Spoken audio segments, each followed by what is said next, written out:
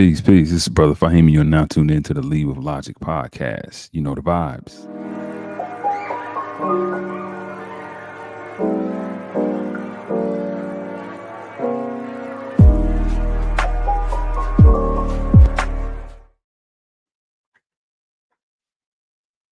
Peace, peace, peace, peace. Welcome back to another wonderful and action-packed episode of the Lead with Logic podcast. And I'm your most gracious and humble host, Brother Faheem.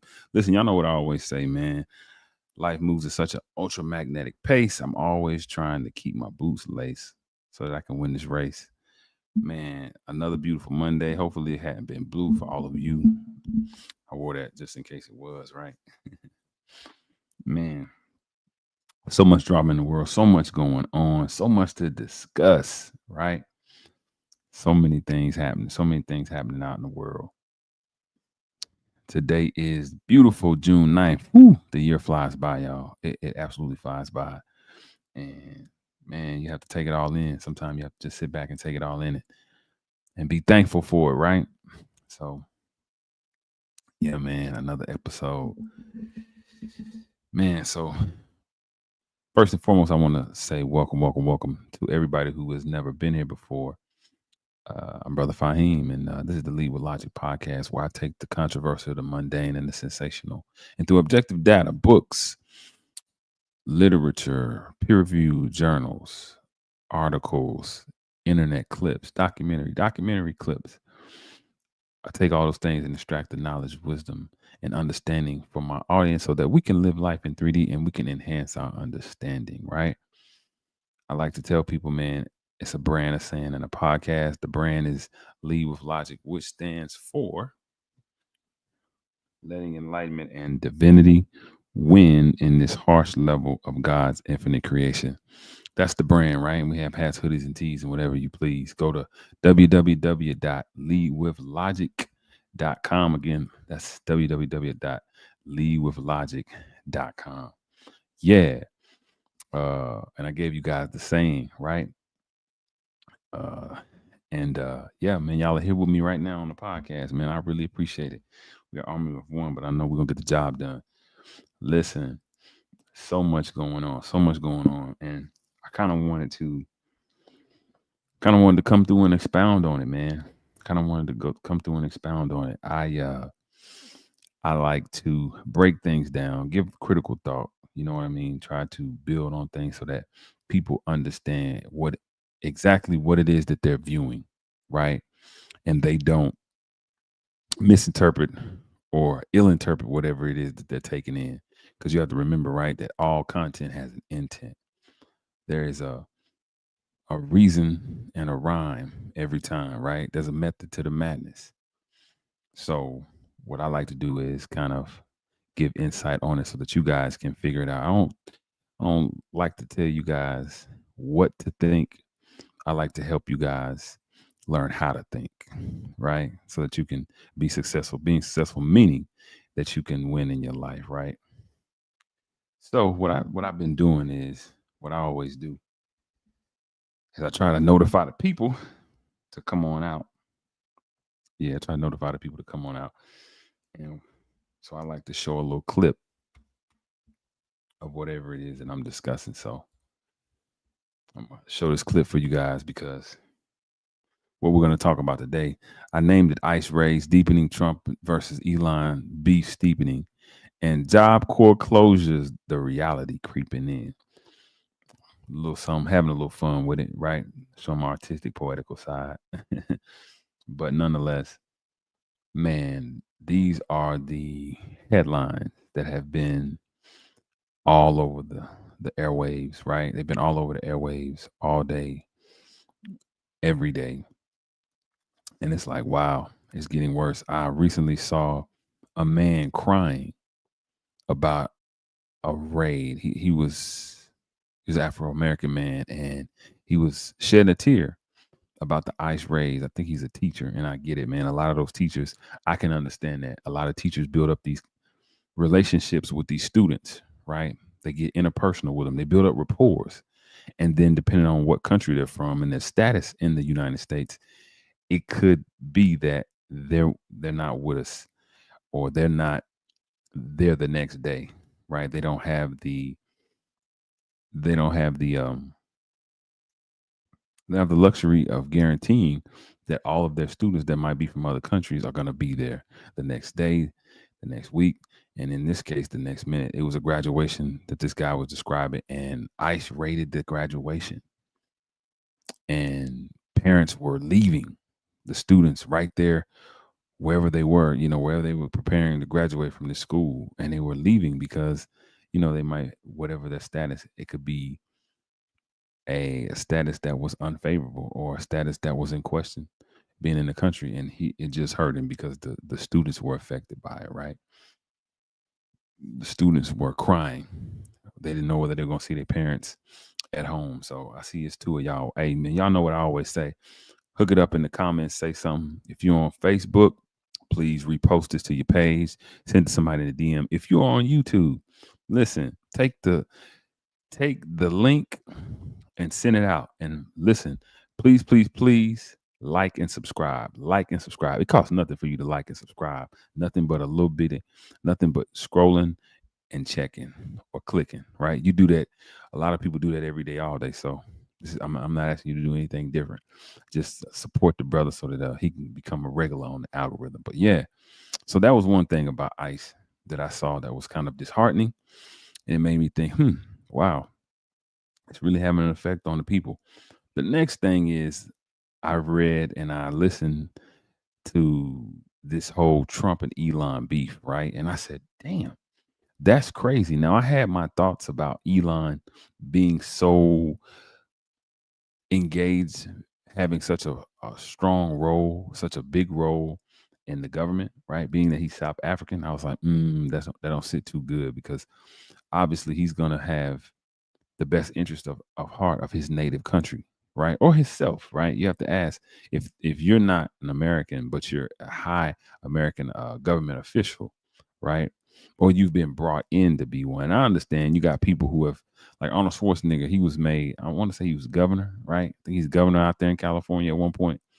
And he's not an American citizen by birth, but he did hold a high position. So I get it. There are times when people come over and hold high positions or high posts in the United States, but there are also conflict of interest. And I thought to myself, wow, I understand Trump's a businessman, but what conflict of interest exists within Elon Musk's relationship with the United States, right? Him being over something, him being overdosed. How does that impact people, right? And so with this new discovery, with this hot off the press, Trump and Elon have been having issues, and it's gotten to the point where it became a bit of a bantering war on Twitter, right? So, I wanted to go into that a little bit. And also, buddy of mine, he sent me something that I thought was pretty interesting. I get a lot from a lot of people. A lot of times I just look over it, depending on who it's from, what it is. I'll say, oh, okay, maybe they're meaning this. Or when you know people's perspective, when you know people's philosophy on things, you say, oh, okay, well, I know where they stand on that, regardless, of how they come in or whatever. But I got a message, and it dealt with the Job Corps being closed here in America. And it's all the locations, right? Tennessee, Illinois, Minnesota, you name it. Wherever there's a Job Corps, they shut it down, right? They shut it down. And it left a lot of those people who were students in the Job Corps, right, who were residents in the Job Corps, it left them despondent. It left them homeless. It left them without any direction or without what they had planned, the intended direction. And I said to myself, well, damn, that's wild. That is wild. But I also know the nature of this presidency, and I know the nature of Republicans, the politics that Republicans uh, possess. And so I said to myself, maybe these issues are worth looking into. Maybe they're worth looking into. And so I'm going to, while I send out my notifications, I'm gonna put something on for the people, man, for you guys to check out, because these ICE raids are getting more and more serious. And they have different implications, right? They have a cultural implication, right? What does this mean? Right? What does this mean not only for the American community, what does this mean for the black community? Because we've seen different coalitions, right? We've seen black and brown coming together, right? We absolutely have. But we've also seen the tension that exists there, right? We've also seen and we're aware of the tension. Now, I know a lot of times when movements or these organizations, it seems to be lately when these organizations that are cultural, meaning one culture, right? Or one ism, feminism, LGBTQism, whatever. It tends to be this sentiment that, hey, we want to connect now. We would appreciate all of those quote unquote groups that are considered minorities to come and help. I don't know if y'all remember when a few years back when Asian men were in inner city urban communities, they were being beat up. They were walking down, they were in black communities and black people were whooping their ass. Y'all remember that? And Jeannie Mai on The View, no, not The View, The Real, excuse me, Jeannie Mai on The Real, she said, she made a call. She was like, black people, y'all need to help us, right? Y'all need to do something about this. Y'all need to step in. And so we've seen a lot of that. We've seen a lot of, not just with uh, Asian people, we've seen that with a lot of different groups. A lot of groups want other minority groups and specifically black people to step in and help, to say something, right? And it's like, what happens? Should we help? Should we not help? Should we fall back? What does that look like? So we're gonna address a little bit of that. I'm gonna show you guys some things and let you make your own decision. But in the meantime, in between time, I'm gonna show you real quick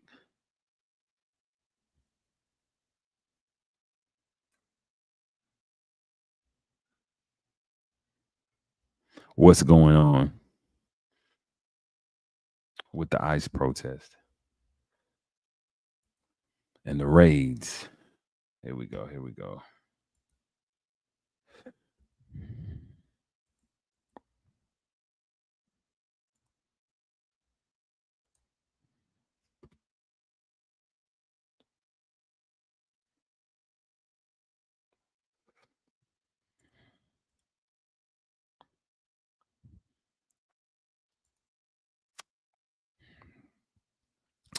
So y'all check this out while I invite some people in.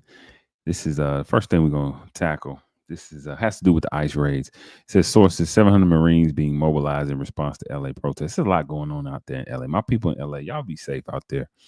Y'all absolutely be as safe as you possibly can. I know LA has been it's been in the news. It's been kind of it's been a lot going on in LA for the last 5 years. I remember it was kind of like the Wild Wild West. It was like the OK Corral for a while. I remember, right? They were telling people don't come out there because the police wasn't going to help you. Then you had the wildfires, and now you have this, right? Now you have the National Guard. You have people being mobilized to go out and help with the with the ICE raids. So I'm going to play this while I invite some people. Y'all come on in. Make sure when you come in, you comment. If you talk to me, I talk back. People, please, please, please send this out. Let's get some more people in here and check this out, man.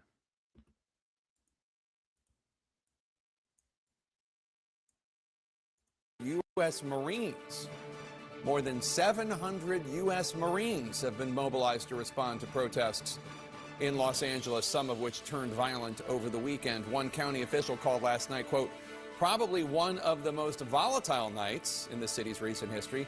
Police declared all of downtown Los Angeles, an area of about 5 square miles, an unlawful assembly area after a third night of protests turned violent. The Los Angeles police chief late last night saying, quote, this violence that I've seen is disgusting, unquote. Some of the protesters, or more accurately, rioters, shot commercial-grade fireworks at law enforcement officers. Others set self-driving cars on fire.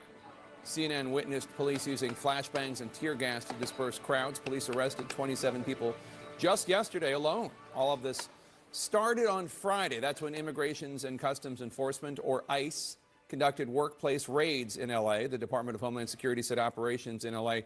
last week resulted in the arrest of 118 undocumented immigrants, including 5 gang members and others with prior criminal histories of drug trafficking, assault, cruelty to children, domestic violence, robbery, and alien smuggling.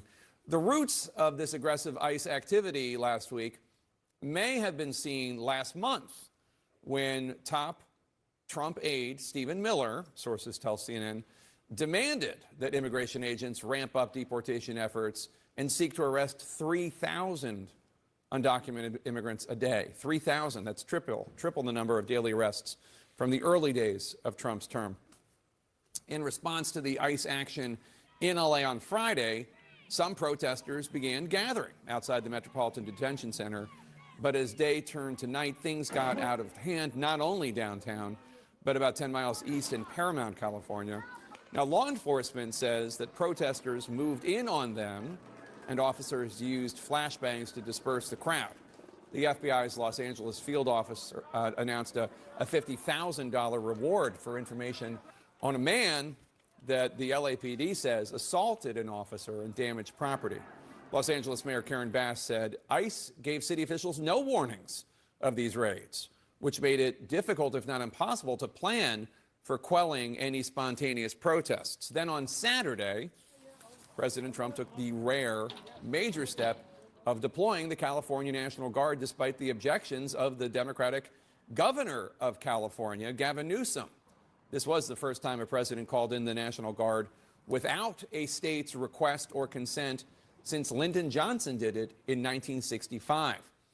President Trump yesterday told reporters that any violence against any law enforcement officers is unacceptable. What if recording high-quality content? If you have paid YouTube, you pay for YouTube, you don't have these problems. From recording to editing to streaming. I have a little statement. They say, they spit, we hit. And I told them, nobody's going to spit on our police officers. Nobody's going to spit on our military, which they do as a common thing. Trump offended there by the notion of spitting on police officers or military while protesting immigration enforcement. He says that's not okay. We would be remiss if we did not point out that it was just 4 months ago that the very same president pardoned a different group for beating police officers while storming the U.S. Capitol to object to the 2020 election results. You will never hear Trump or top deputy Stephen Miller call that attack on January 6, 2021 an insurrection, but Stephen Miller did use that term to describe the protests in Los Angeles, calling it, quote, an insurrection against the laws and sovereignty of the United States. There are quite a few, shall we call them, evolving positions taken by Democrats and Republicans since a year ago, when some Democrats were urging President Biden to federalize the National Guard in Texas to stop that state's Republican governor's anti-immigration, illegal immigration efforts. And the woman who is now our Homeland Security Secretary, then South Dakota Governor Kristi Rome, took to MAGA media and to Twitter to say, quote, if Joe Biden federalizes the National Guard, that would be a direct attack on states' rights, unquote. But be that as it may, we are where we are here, and Republicans would argue that Democrats have played a role in all of this by not enforcing immigration laws for decades, setting the stage for President Trump to begin this aggressive pattern of deportations, which he ran and won on. A new CBS News poll taken before the ICE action in Los Angeles finds that 55% of the Americans polled approve of the goals of Trump's deportation program, but 56% are not sold on the approach he is using to carry it out. CNN's Kyung La is on the ground in Los Angeles for us now with all the latest on how Governor Newsom today is firing back against Trump's actions. They come for one. They come for all. Calm following chaos in downtown Los Angeles. A peaceful protest not far from LA's City Hall. Hey, hey, hey! And a strong police presence near the federal building. All of downtown has been declared an unlawful assembly area after hundreds of protesters took to the streets in this part of the city, clashing with local law enforcement and the National Guard. The protests sparked by local immigration raids like this one unfolding across Los Angeles. That's f***ed up, look. Witnesses too afraid to speak on camera watch and film as Immigration and Customs Enforcement arrested street vendors at gunpoint. Outside the LA Coliseum, the site of the Olympic Games that will be held here, some protesters violently pushing back against these raids on Sunday, burning cars, defacing buildings. National Guard troops fired back, blasting tear gas and pepper spray. Los Angeles Mayor Karen Bass blaming the unrest squarely on the Trump administration. If immigration raids had not happened here, we would not have the disorder that went on last night. And saying the unrest escalated after hundreds of California National Guard troops arrived on scene Sunday, deployed by President Donald Trump, overriding city and state leaders. California Governor Gavin Newsom saying in a post the president flamed the fires and illegally acted to federalize the National Guard. California's Attorney General added the state plans to file suit over the order to send in the troops. They did so without authorization from Governor Newsom and against the wishes of local law enforcement who were on the ground. It felt like fuel for a fire that was unnecessary. It was 100 people. 27 people were arrested. There wasn't a reason for this. That is the concern. Trump posting that he made a great decision sending in the Guard, saying otherwise Los Angeles would be completely obliterated. The people that are causing the problem are professional agitators, they're insurrectionists. And what you're looking at live is this crowd. This is a new protest that has sprung up in just the last hour or so, and it is on the move in Los Angeles. We are in downtown Los Angeles. We're walking with this crowd. And something that I want to point out, Jake, is that this is a very different crowd than the one you just saw in my story. The group that you saw in my story was a union-led protest, a mix of people who are familiar faces in Los Angeles, union leaders, older people, families. This group that's on the walk, definitely not that. So the question will be is what is law enforcement going to do now as this group is starting to walk and move through Los Angeles, downtown Los Angeles, with a goal that I can't quite ascertain from the walk that we're looking at. But it's a sizable crowd, as you can see. All right, Kyung La, thank you so much. Appreciate it. Kyung La on the streets of Los Angeles with us now, Democratic Congresswoman Nanette Berrigan of California. Her district, in her congressional district, includes a community of Paramount, which is just south of Los Angeles. Some protests flared up in Paramount this weekend. Congresswoman, thanks for being here. Appreciate it. So yesterday you spoke with CNN's Dana Bash on State of the Union. You acknowledged that not all the demonstrators have been peaceful, and you said, quote, "Those are not the people that are coming out to protest immigration." So who do you think the people who are not peaceful are? Are they outside agitators, as President Trump says? Thanks to Restore, prime time is back. This is my time. I didn't want to be bald any longer. If you're daydreaming about having more,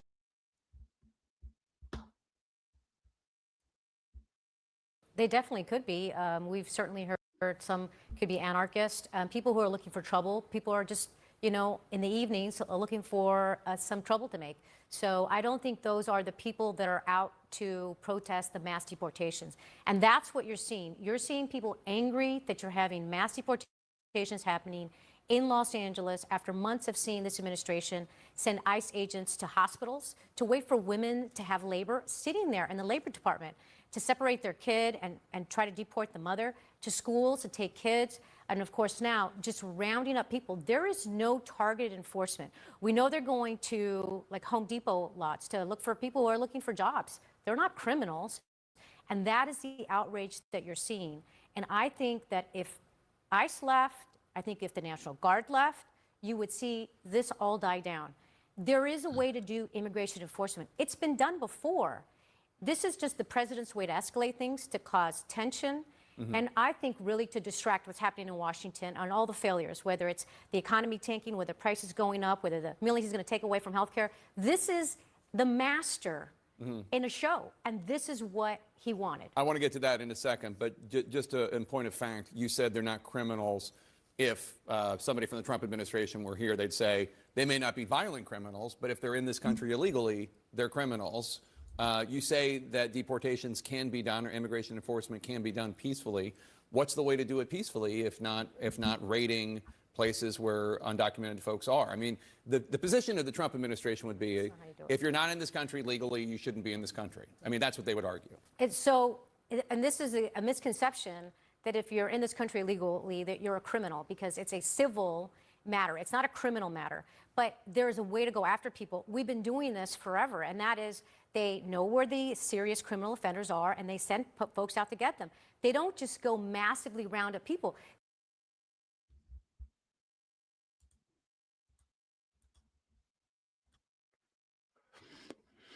Hey,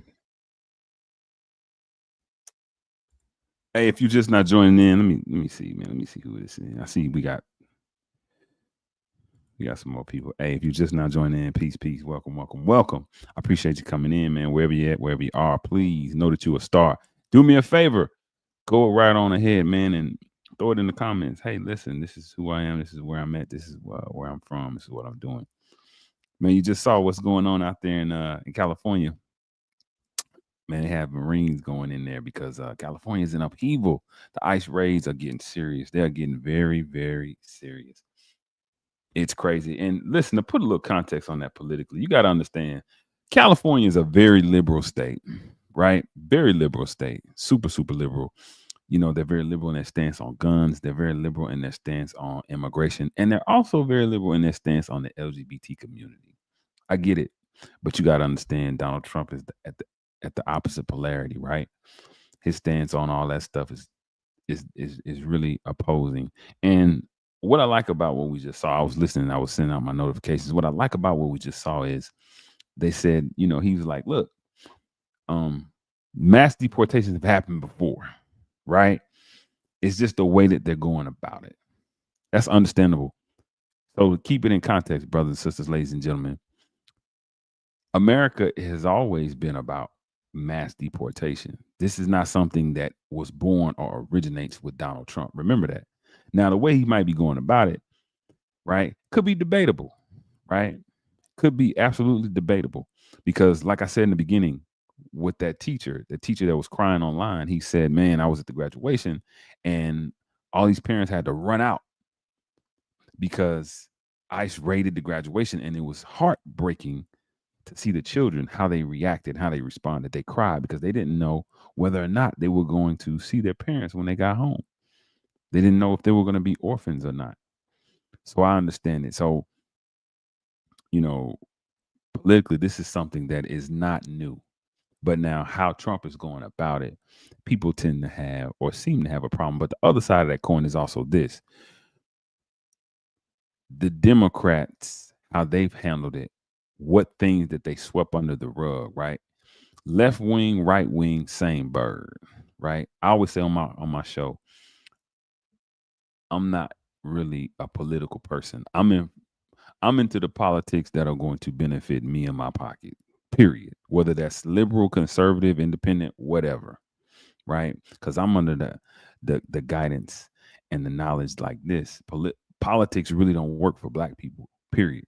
Right? We haven't consolidated our dollars enough. We're not unified fiscally in order to make a big dent or to have any type of agency or control. We tend to go toward the liberal because they tend to be a little bit more compensatory, right? A little bit more compensating toward our community. There tends to be more things that we're given. Let me say that. More things that we're given when the Democrats are in office, but there are also things that we lose on, right? We lose a lot.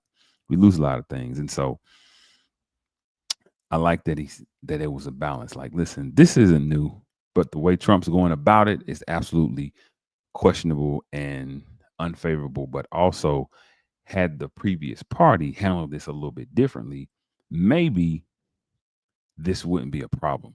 It reminds me of this, and I'm going to put on another video because I'm still sending out notifications, y'all, and I appreciate y'all. Listen, those of you who are live with me now, those of you who are going to be watching this thing back, much love. Thank you. I went to my pool last week, over the weekend, and it was funny what happened, right? I just observed it all. Facts. We used to be Republican back in the day, but we switched to the other side and went blue. Absolutely. At our detriment, Jasper. at our detriment. You know, I'm not with a lot of that shit that they do, man. I'm really not, because it begins to now infringe upon black folks, right? It begins and it gets combative between the different groups, right? It seems like it can become combative. Nobody should be oppressed. I'm not for the oppression of no one soul. But now you can't infringe upon my rights, right? And what I know to be true, right? And how I want to live and how I want my family to live. You know what I'm saying? But I went to my pool and it was funny. It's a neighborhood pool. We got an HOA and it's gated, and you have to have a key fob to get in, right? That means you got to be current on your dues. And they have a dress code and everything. And I understand it, man, because it's a family environment. They don't want people up in there acting a fool. And I absolutely agree and identify, because it's gonna keep the masses safe. And it was two young ladies in there that were dressed improperly, and were not only dressed improperly, they were inflaming the situation by twerking. Right? There's clearly at the front of the gate, at the door of the pool, there is them example, right? There's examples of what you can wear and what you cannot wear. And they clearly were on the you cannot wear side, right? They had a G-string thong on. A lot of the old men was grabbing for their Viagra. They was like, ooh, ooh. You know, I'm like, wow. But one of the monitors, one of the officials in our association, she went over and stepped to him, and she politely told him, listen, you can't be here doing that, right? You can't, you got to leave. Number one, I didn't see your key fob. I think you came in under somebody else. Number two, you're dressed inappropriately. Now, I mentioned that because of this. I looked and observed everybody. It was brought to me. Somebody told me, right, about what was going on. And what I did was what I always do. I observed the masses and how they responded to this, right? Right. So I'm looking at the pool. I'm looking at all the, it's a lot of kids, and it's packed up in there. So I'm looking at everybody. And of course, people don't want to seem too obvious. They're not looking like, they like, doing what they do, looking. But some people had a little bit of, you know, discomfort about it. Some people didn't like that she asked them to leave. And I thought to myself, wow, this reminds me of our country. What's going on, Free? What's going on, brother? I see you. So I was like, man, a lot of people didn't like this. A lot of people had a problem with when she asked those sisters to leave. And it reminded me of the country, right? Now, if there are guidelines and rules, right, even if they were these happen to be some sisters who were young, obviously, who had no real respect for self, but also they didn't even have the wherewithal to say, you know what, let me fly under the radar, right? But even if they had done that, she would have been within her rights to ask them to leave.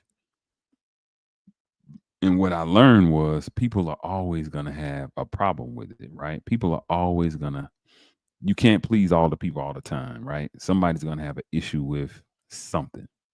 And it just reminded me the parallel, how to juxtapose mass sentiment for these deportations, for these ICE raids, as to my pool, right? You got some of the people inside the pool who are like, hey, you got to go. You got others are like, well, wow, she didn't have to go up to them and say that. They young, whoop-de whoop, whatever. Listen, when you're in a place and they have a set of rules and they have whatever it is and you're going against it, regardless if the monitor is avidly seeking to get you out or they just happen to see that you're in there and you're not supposed to be, anything could happen at any time. And you can't, if you get removed, for the people getting removed, you have to expect that. For the people who are observing and witnessing the removal, you have to think to yourself, how can people protect themselves? How can I do this differently so that I'm not the person being removed, right? I'm going to show you, I'm going to go further with that, but I'm going to show you a little bit more on these raids and what's been going on, because It's getting to be a thing, a real thing. It's getting to be something serious. It's getting to be very, very serious. And so I wanted to, I see some of the headlines. LA under siege, right? LA under siege, ice raids. Los Angeles is woo.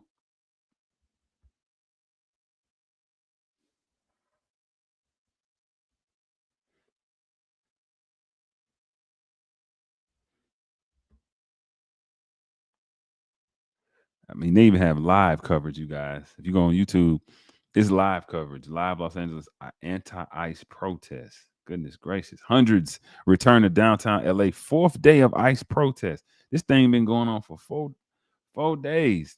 ICE protests turn violent. That's what I think I want y'all to see.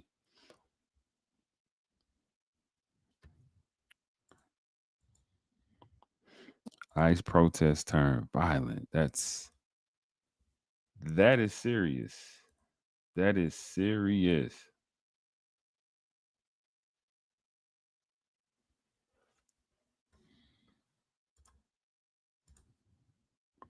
I'm going to bring it right up on the screen. It's time to abandon the Democratic Party. They would never defend black men like how they defended illegals. Facts. That's super facts. But I'm gonna get to that. Like I say, it's a cultural implication in that, right? There's a cultural implication in it.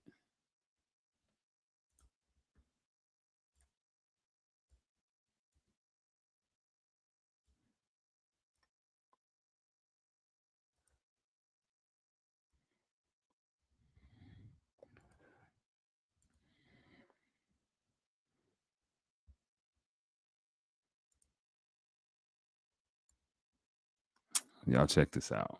Get frustrated, that's where things start to get really dangerous because people they lose their patience, they step on the gas to move through people, and late at night, this is when people start to really get hurt. So Jamie, it is a scary moment out here for everyone that's standing here. Yeah, Jamie, we thank you for your reporting on the streets. No doubt we'll talk to you within the next couple of hours as well. We want to welcome everybody to the KTLA 5 News at 9 o'clock. Rick Chambers in the studio along with Mary Beth McDade. Kai Goldberg is here adding his 2 cents here and there, and we've been watching what's been transpiring on the streets of LA throughout the night. Some of it non-violent early on, then the violence started late this afternoon. And what we're seeing here with the LAPD cars gathering on this particular location, we've seen this throughout the city over the last couple of hours as the LAPD helicopter moves through our picture. Yeah, and if you're just joining us at this hour, we have been on now for 5 hours here live covering this situation.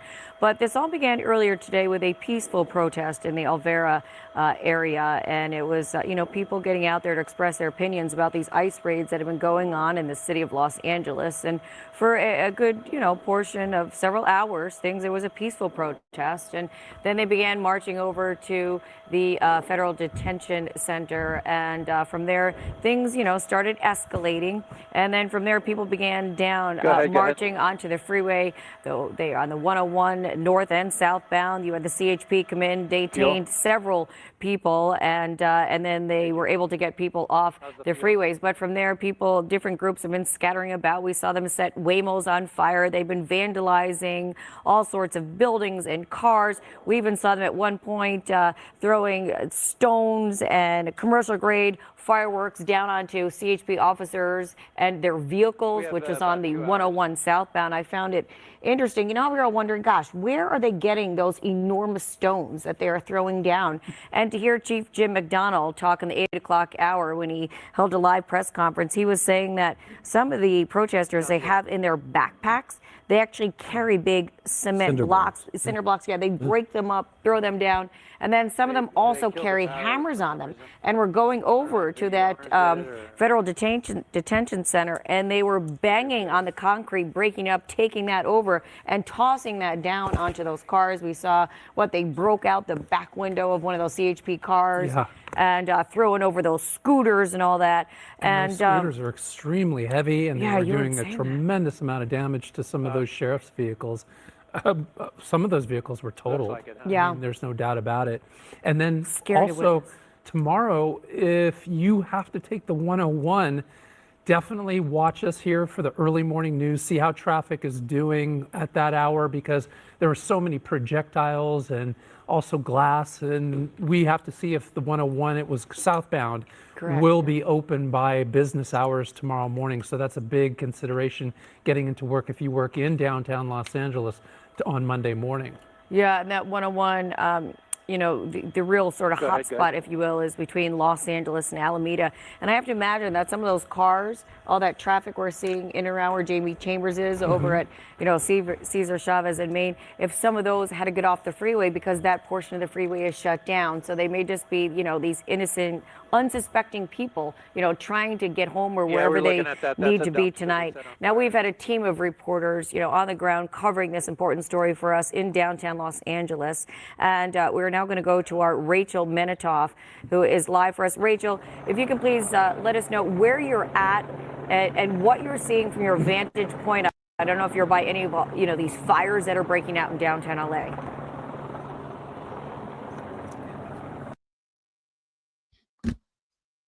I've spent my life making. You know, if you got that pay YouTube, you don't have to go through all this.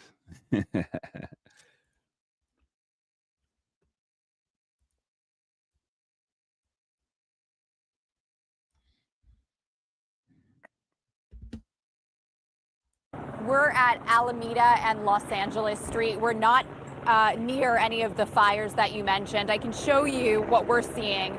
LAPD continues to reinforce the perimeter around here. You can see this skirmish line over here, and then they are taking a defensive tactic on the 101 freeway. Earlier, we saw hundreds of protesters storm the 101 southbound freeway, which remains closed. And you can see that officers are lined up. Dozens of officers are lined up on the on-ramp over here, trying to make sure that no one else gets on the freeway. It took them a long time to push the crowds back off of the freeway. We heard tonight they made 17 arrests. Here, CHP made 17 arrests on the 101 freeway, people who refused to leave the area, people who were throwing projectiles at LAPD officers. Those cars in the distance under the bridge sustained a lot of damage. People were throwing rocks. I heard you mention people took hammers and were chiseling some of the concrete near the federal building, and they were throwing those as projectiles. So it became a really dangerous situation.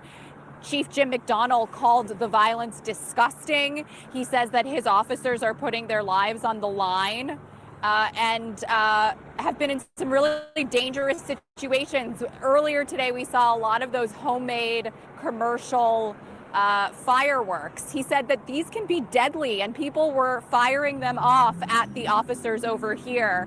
And so he condemned the violence. He said, you're allowed to protest peacefully. Everyone has First Amendment rights, but it is not okay to engage in violence. For the most part, though, this area, which was the origin of those protests, has cleared out. But we are seeing LAPD officers reinforcing those boundaries and still taking a defensive stance to prevent people from returning. You know, a lot of times we see sort of this cat and mouse game where people are pushed further back, but then they return.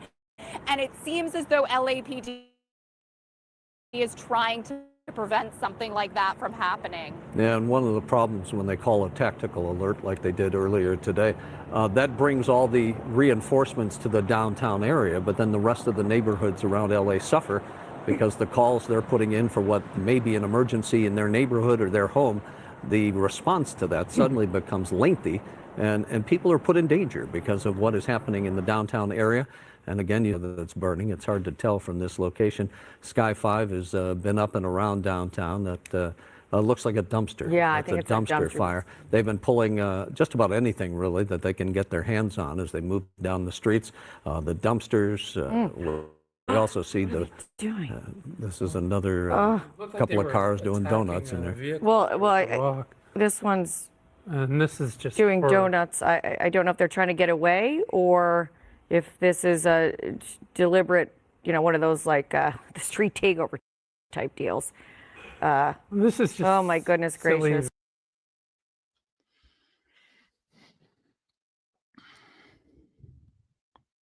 So that's crazy. That's crazy. Y'all saw that. Y'all saw what they showed the protesters amid the LA immigration raids. That's wild, man. It is very, very wild what we see going on right now. So yeah, I got everything sent out to the people. But now I'm gonna share something else. So how did we get here, right? How is it that we get here? For those of you guys who don't know, it was a while before I realized and understood that there is a diversity of sentiment within all communities a lot of times, right? Every community. In the Black community, there's a variation of thought. We're not monolithic. We are not. We are Black nationalists. We are Black conservatives. We are Black liberals. We are Black Marxists, the Panthers, right? We are Black feminists, right? Black womanists. We are all these things. And we have essentially, sometimes we can have a differing perspective at our core. I say that to say this. Within the Hispanic community, I didn't realize that you got Chicano and then you have a regular Latin person, right? Or and you forgive me if I'm getting wrong for all my Latino brothers and sisters that's watching. But there is a variation of mentality that exists within that group, right? I'm reading comments, y'all, as I'm talking. Free said, bruh, if this has not been the greatest reason to pass my president's big, beautiful bill, we gonna get into that. There's a variation of thought within the Hispanic community, right? And there's the Chicano, which seems to be the more grassroots. Then there is the more mainstream Hispanic person, right? Now, what we've seen from the Chicano is we have seen a lot of the same sentiment that exists within the lower class Afro-American, the poor Black folks, right? And it's the same thing when you talk about people who are mainstream in the Hispanic community. You see the same values possessed. You see the same norms. You see people wanting to assimilate culturally into the mainstream, the dominant group. Now, I say that because I'm getting ready to show you guys something. I'm getting ready to show you where a lot of Latino voters voted for Trump. They voted for Trump, right? Because that's part of the way that we got here. People, look, Donald Trump didn't get in there magically. He didn't appear there magically. People put him in office. That's not it. Here we go. People put him in office. I just want to point you guys to this one thing real fast, right quick. Now, this is, do I have my? I do. And I do.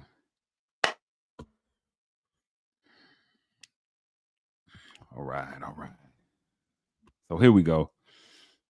This is WUSF NPR, right? This is an article from the 8th of November, 2024. This was right around the time the elections were happening. It says, Trump hit record GOP high with Latino voters and even scored well with Puerto Ricans, right?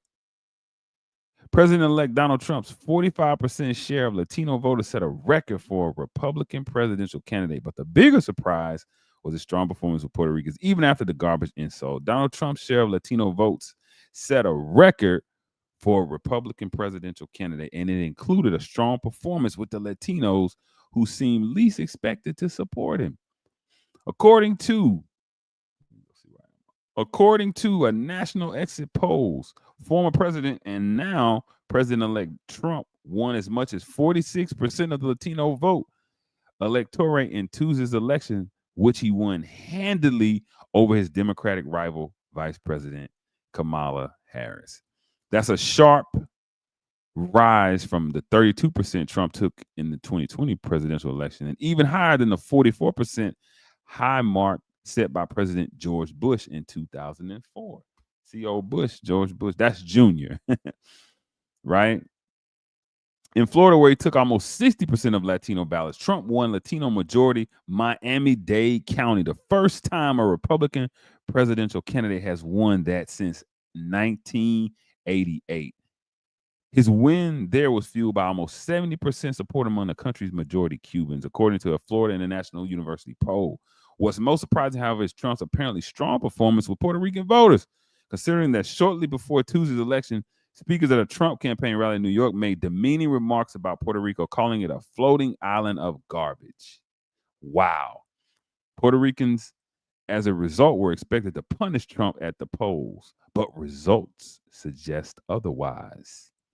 In Pennsylvania, which has one of the nation's largest Puerto Rican communities, Trump did almost as well with Latinos as he did nationwide and held Harris's share of Latino votes there to 57%, a 21-point drop from President Biden's Latino support in that state in the 2020 election. And in the I-4 corridor of Central Florida, home to one of the nation's largest Puerto Rican populations, Trump won Osceola County, which has the state's highest concentration of Puerto Ricans. Puerto Rican community leaders tell WLRN one reason may be that Puerto Ricans living here in the U.S. mainland hold a negative view of the chronic government corruption and dysfunction back on the U.S. island territory. It could be that the garbage joke at Trump's event in New York didn't upset many of them as much as you may think.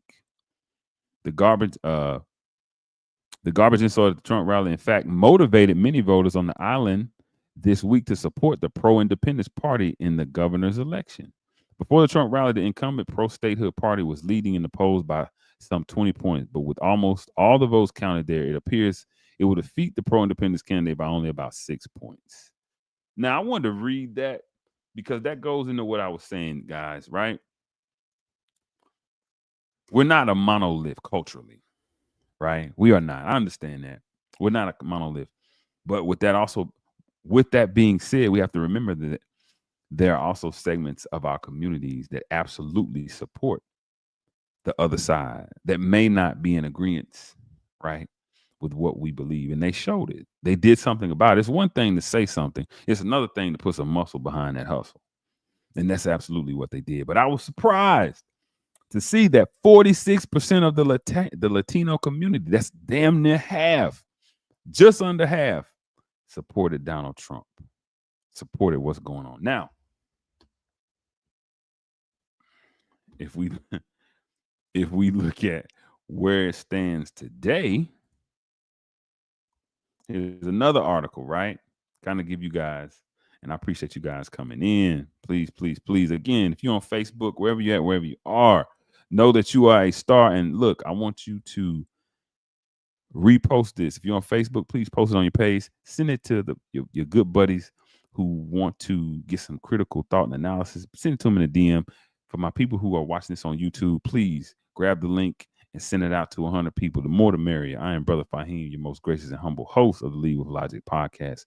I take the mundane, controversial, and sensational, and through books, objective literature, facts, peer-reviewed articles, journals, internet clips, documentary clips, I extract the knowledge, wisdom, and understanding so that people can live life in 3D and they can enhance their enlightenment. Hey, listen, www.leadwithlogic7.com, www.leadwithlogic7.com.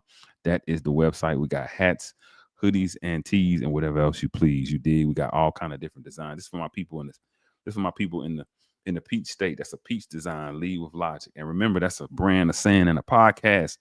Lead with Logic stands for letting enlightenment and divinity win in this harsh level of God's infinite creation, right? Podcast every Monday night, 8 p.m. Eastern Standard Time, right? So, yes, let me pull this up for you guys. Break this right on down. Now, this is a little bit more current. This is more frequent, right? This is exclusive Politico. Now, again, let me put my eyes on, right? Okay. So Trump's approval among Latino voters is crashing, new polls show. A new poll shows the president approval has dropped by 14 points since February among independents. And this is on the 3rd of June this year, right? few days back, maybe about a week ago, right? After Latino voters moved toward President Donald Trump in November, a new in-depth survey of this demographic shows that support for him could be breaking, according to polls shared first with Politico. Throughout the president's first few months in office, his favorability among Latinos is crashing, especially among independents and women. According to a new poll conducted by Global Strategy Group and commissioned by Somos Votantes, a Democratic-leaning group that focuses on Latinos, among independents, Trump's approval dropped from 43% in February to 29% in May. Overall, his approval among Latinos dropped from 43% to 39%. The poll surveyed 800 Hispanic/Latino registered voters nationwide between May 8th and May 18th and has a margin of error of plus or minus 3.5%. The Latino survey were also increasingly negative on Trump's handling of the economy, with just 38% of those surveyed holding a positive view. Among independents, that figure drops to 26%. Among women, it's at 30%, right? So 30% of the Latino women still believe in Trump, and it has gone to 26% among the independents and 38% among the body of Latinos as a whole. These numbers tell a pretty clear story that Trump's economic trust is not only steadily but quickly eroding, which is a huge liability for the president, said Somos Votantes. President Melissa Morales, who said Trump's gains among Latinos were mostly because of his promise to create a better economy. We all wanted a better economy, right? That's what we all wanted, right? So much to the degree, you guys, that 46%, remember, almost half of the Latino community in America voted for what is going on. Let's not forget that. 56% of those surveys said that the economy is getting worse under Trump's administration, and 19% said the economy is improving. I think there are a lot of Latinos who didn't necessarily vote for Donald Trump. They voted for change, Morales said. They voted for something different than they were experiencing in their everyday economic lives. Absolutely. Let me say this about Republicans, not just Donald Trump, right? Because I love to say this to the people while y'all watching. I am not a person who is against any one politician. They're all the same to me, right? They are all the same. They all have their agendas. They are all beholden to those people who pay them, right? Your votes don't mean a whole lot. They don't. Your bag is what means a whole lot. You need to buy a politician. Lobbyists get things. I say this all the time. Lobbyists get more things done than voters do because they don't only go in there with a complaint. They go in there with a complaint in a bag. Hey, look, this is what's going on. Here go the bag. Get this shit handled. Get it done. Right? But yeah, that money, the money, honey, the money. Yeah, the Latino community was like, listen, we want something different economically. And we understand where the Republicans, they're going to take absolutely what we are seeing. I'm going to get to that. They're going to take a lot of these social initiatives that may not be aiding in society. They may be putting the corporation, the company, the business that is America, they might be putting it in the red and not keeping it in the black.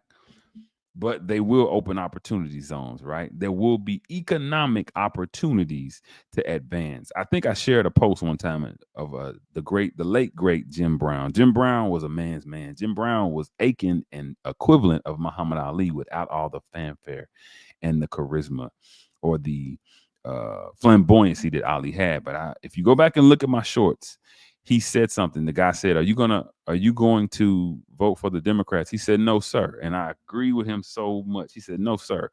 I don't need any handouts. I'm not for any of that stuff.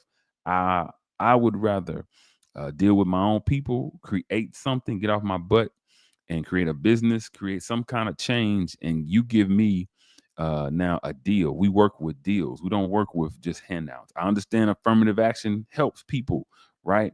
But I'm not necessarily the guy who supports the Democrats like that. I support doing for self. And he said, wow, I'm surprised at you, Jim. He said, yeah, because you think I'd be a Democrat. You think I'd be one person who wants to go.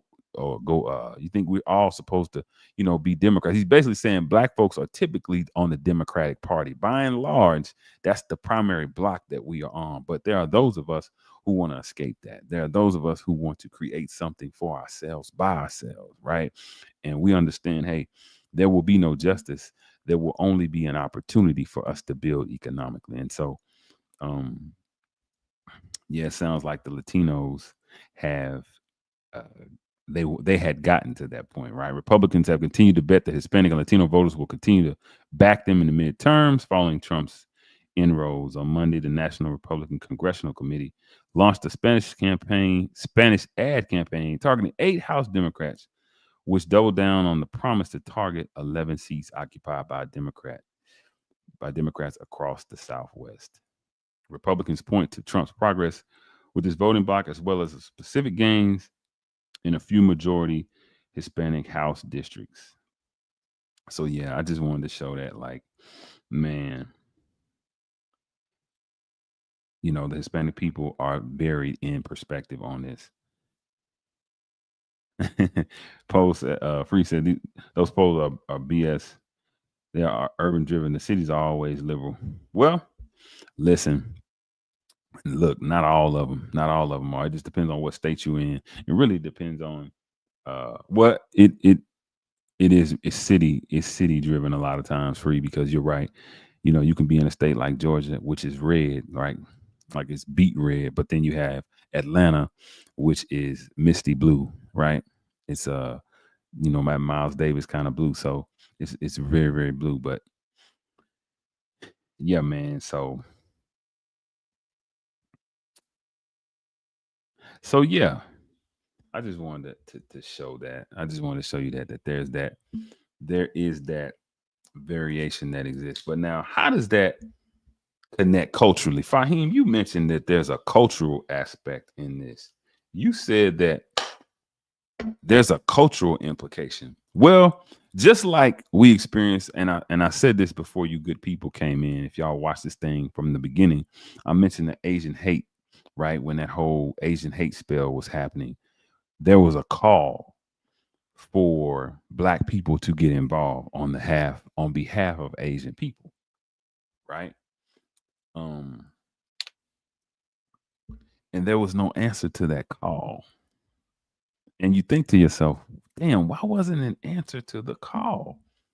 Well, prior to that, if you guys remember, there were a lot of occurrences where Asian shop owners, Asian nail salons, Asian hair care owners, they were very abusive to Black people when they went in there to patronize their stores. Y'all remember that? Anybody remember that? Yeah, there were those 2 ladies who went to the Asian store and they messed up their nails, so they didn't want to pay. They beat them, locked them in, beat them. There was the woman who was at the Asian hair care store, and the guy went out and punched her. There was the little boy who was accused of stealing when he was 13. He was 13-year-old. He was accused of stealing. The man went into the Kroger next door with a gun, held him hostage. Now, I mention these things with the Asian community because, Black people were like, nah, we ain't rocking with that. We can't. Nah. Hold your own nuts. Mm-mm. Collectively, we remember that. Now, what does that have to do with the Hispanic community, though? Right? Well, there have been some instances, right, where there's been comments made, right? I want to say one of the California, and I mentioned this before. There was one of them officials that made those racist statements, right, about Black people. Another official made a statement about Black children being monkeys, right? There have just been statements that have been made from higher ups within that community that Black people collectively don't really appreciate. It's like, dude, why though? Why you need to why is that necessary? Right? You know, I remember I think it was Tariq. Now, you know what? I can do one better.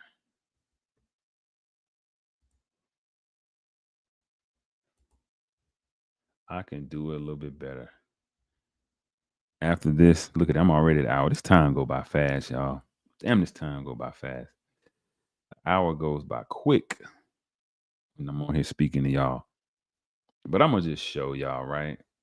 I'm gonna let y'all listen because I said that's absolutely true. That is absolutely true. There's a sentiment, right, that exists that would destroy any type of coalition, not only between black people and Hispanic people, but black people in all of these different groups, right? There can be a sentiment that exists that is unfavorable. Like I said, there's a sentiment within the Hispanic community as a whole, right? There's an anti-black sentiment that's intracultural that exists inside, meaning the darker skinned Hispanic people experience a bit of racism, right? Experience a bit of colorism. I remember Amara La Negra talking about that, how when she was a little girl, she's gorgeous, by the way. Whew. But when she was a little girl, she was hated on and, by other Latina people, right? Because of her dark chocolate skin. So that exists inside of the culture.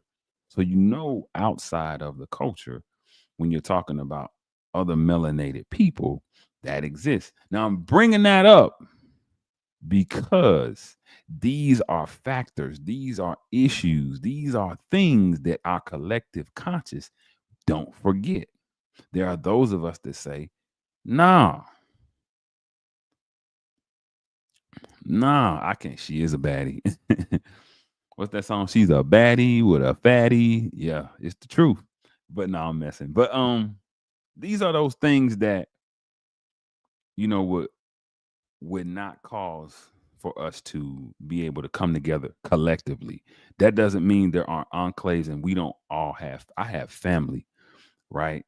That's in the Spanish community that I love very dearly. You see what I'm saying?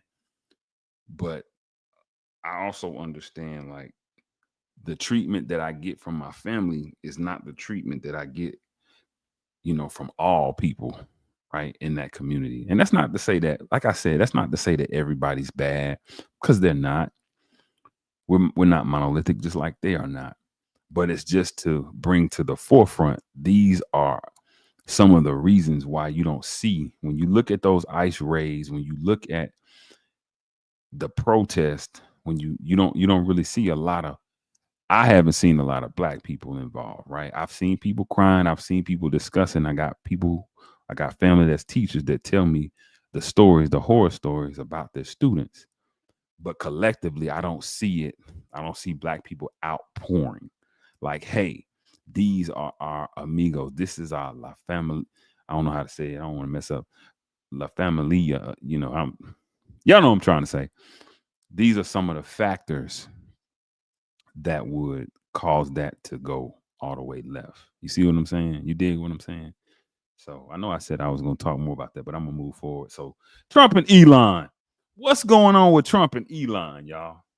It's cultural implications to that. Now, when you said La Raza, you crazy. When they first started discussing Elon Musk being a part of Doge, I thought to myself, damn, why would he put a South African over any governmental organization? Why would he let him have that much control, that much power, right?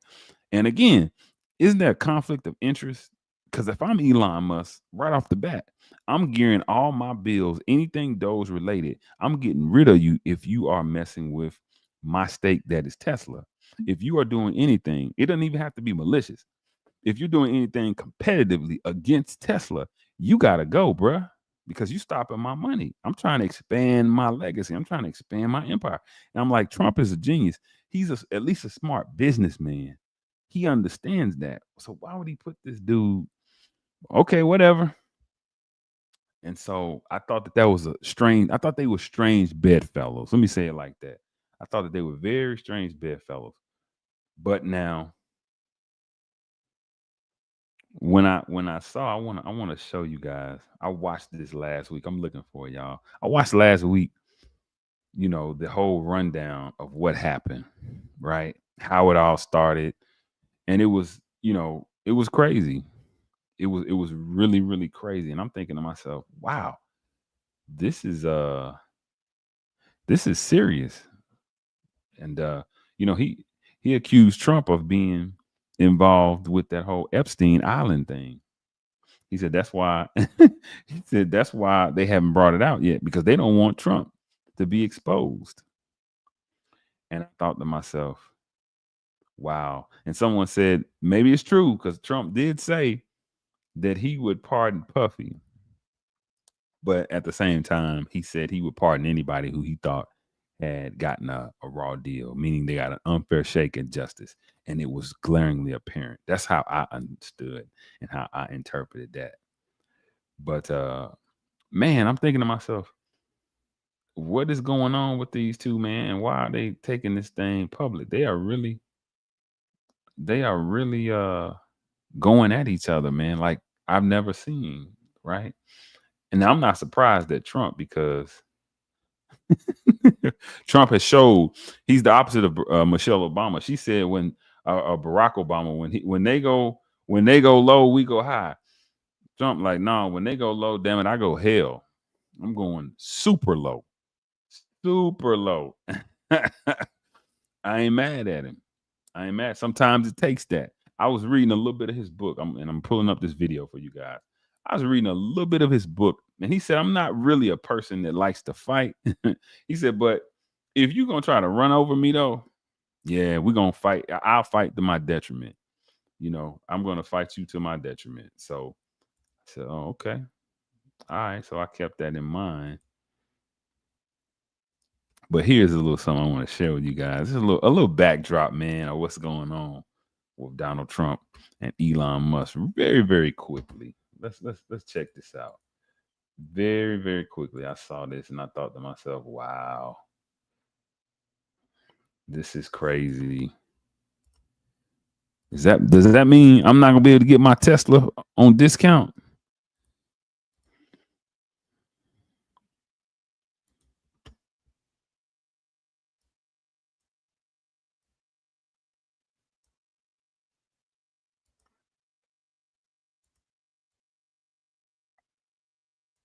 Let's see if this is the one. Elon and I had a great relationship. I don't know if we will anymore. I don't know what it is. It's sort of Trump derangement syndrome, I guess they call it. President Donald Trump and Elon Musk seemingly ending their political partnership. This comes after Musk, who President Trump put in charge to make the government efficient, came out against the president's big, beautiful bill, saying it would add trillions to the deficit. Today at the White House, President Trump responded to the harsh critiques Musk has been laying out against the bill, even calling for anyone who votes for it to be voted out. In response to the president's comments, Musk took to X, saying Trump would have lost the election without him and that Trump is showing, quote, such ingratitude. He then also posted this about an hour ago, saying President Trump is in the Epstein files, and that's why they haven't been made public. Erica Brown has the latest from the White House. President Trump welcomed German Chancellor Friedrich Merz to the White House shortly after his high-stakes phone call with China's President Xi Jinping. We had a very good talk, and we've straightened out any complexity. It's very complex. The president said the two leaders agreed to resume trade talks, which have recently stalled. We have a deal with China, as you know, but we were straightening out some of the points, having to do mostly with rare earth. During the Oval Office meeting Thursday, the German leader said the U.S. is in a position to pressure Russia to end the war in Ukraine. I told the president before we came in that he is the key person in the world who can really do that. President Trump had this response. Sometimes you're better off letting them fight for a while and then pulling them apart. President Trump, who is trying to get his massive budget bill through the Senate, also expressed his disappointment with Elon Musk. The Tesla CEO's role as a special government employee recently ended, and he's become a vocal critic of what Trump calls his one big beautiful bill. Elon's upset because we took the EV mandate and, which was a lot of money for electric vehicles. Musk shot back in a series of posts on X, writing such ingratitude and claiming without him, Trump would have lost the election, and that his issue with the bill is the massive spending, not EV credits. Erica Brown, CBS News, the White House. President Trump also discussed his new travel ban that goes into effect on Monday. He announced it following an attack in Colorado by an Egyptian national, but the ban does not include Egypt. When asked why, the president responded that the U.S. works with Egypt very closely and, quote, they have things under control.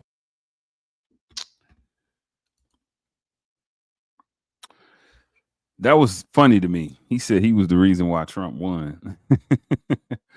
Big Wise, what's going on? Peace, peace, peace, peace, peace. That's the brother. That is the brother. That's the brother. Hey, man, that's wild to me. Elon Musk might be the wealthiest man in the world. That's what some of the news reported, but he's definitely not one of the more powerful men in the world. He's not really a government official. He's not the leader of the quote unquote free world, right? So he's clearly gonna lose that battle. I don't want that. Yeah, you're gonna lose that battle, dude. And I wasn't mad at him, man, when he was cool with me until he said, hey man, Epstein. I was like, wow. Not because he was right or wrong. We'll never know unless they bring it out, right? But bruh, what does it say about you? You was willing to do business with him. So it was cool as long as your EV edict was gonna pass through. But as soon as he got rid of that, as soon as the government decided to go in another direction, all of a sudden now it's a problem. And now you screaming, you hollering, crying foul. And that's typically people, brothers and sisters. As long as it will benefit them, they will. Their morality is for sale. You can't take people. You can't take people like that serious, man. You really cannot. And I'm not. Again, maybe Trump is implicated. Maybe there is something behind the Epstein files not coming out. But there again, bruh, you got to prove that. That's just words, man. Again, we live in such a society where people can say shit like that and people will fly off the handle because they already don't like Trump, right? They already don't appreciate what's going on. So damn justice, damn logic, damn reason, all of that stuff. We knew he did it just because we don't like him. Bruh, but you was going to work with him, right? You was going to work with him. Listen, real businessmen don't do business with immoral and despicable people because they understand how you do one thing is how you do all things. So if you would now do something to helpless, defenseless people, why wouldn't you do that to me in the business dealing, right? And that's to Elon and people like Elon, right? Yeah, with integrity, right? No integrity. Bro, you're not saying nothing about Trump or anybody for that matter by saying that because it just makes you look bad. Brothers and sisters, ladies and gentlemen, if you are doing business with a less than honorable person, it is best you keep it to yourself because the first thing a thinking person, a wise and discerning person is going to say, well, what does it say about you? You did business with him, right? I have a saying for all my brothers out there. Whatever you call a woman, you are equal when you lay down with her, right? Whatever you call a woman, as soon as you get horizontal with her, you're her equal. So what does that say about you? And vice versa can be said. Women about men. You were in bed with him just a week ago. So what does that make you? But yeah, real quick, let's yeah, I mean that's but I would think that Elon would be a little bit smarter than that. I would think that you don't accrue $1 billion by being a fool. You see what I'm saying? Maybe it's something that the media ain't telling us. Maybe it's some information that we don't have, that we're not privy to. But when he threw that out there, I said, yeah, this dude done bro, you destroying any chance of doing any business with the United States. Because Trump went on to say, bro, you keep on talking. Yeah, exactly. Yeah. he wasn't winning. I don't understand, bro. You can't win that. You have more to lose than he has. You see, he ain't playing. He added them tariffs, like, bro. And listen, even for the people who were prematurely judgmental of the tariffs, listen to what he said in the interview. We talking to China. Remember, China took a strong, stern stance. Remember that? They no, we getting ready to. All of them took a stern stance in the beginning. Canada, China, they all had something to say. He's crazy. American people. I was like, ooh, this is interesting. I was like Michael Jackson on the Thriller at the beginning of the Thriller video, sitting looking at the screen with the popcorn. This is interesting how this is going to end up. Sure enough, people backtrack. China's in talks. That means it's going to be a deal made. That means this war is going to be over soon, this tariff war, right? But again, with Elon, like, bro, what? I just thought to myself, that's wild. But it was in the news, and it's not wise. I'm gonna play this, a little bit of this, and y'all listen to what Kumo. I think they fired Kumo. He was on CNN. His brother was Governor Kumo. I got familiar with him over the COVID. When COVID was going on, we watched him every morning. My mom, she watched him, and I'd be in there watching. But this is what Kumo has to say about the Elon and Trump beef. This could lead. You know what I mean? Everybody's fixated on the richest man in the world versus the president of the United States and playing gotcha. Oh, look what happened to Trump. I told you so. I saw this coming. I don't know how true that is, that people saw what's happening right now coming. But I'll tell you who did. We did. I have a prediction. I do not think Musk and Trump are the way they are today a year from today. I do not believe Musk and Trump are together the way they are today a year from today. Why? There's only room for one bull in the yard. That's why. There's only one alpha. There's only one number one. And it ain't Musk. Now, again, I didn't see this coming because of Trump. He's known for inner circle turnover. I knew Musk wouldn't be able to stay on his knees. He is erratic and opinionated. That's when he's sober. And he's too used to getting all the attention and getting what he wants. And both of those wants were left wanting. So there was only one move, but the way he made it, so stupid and so potentially costly. I do not see Trump as the loser, not right now.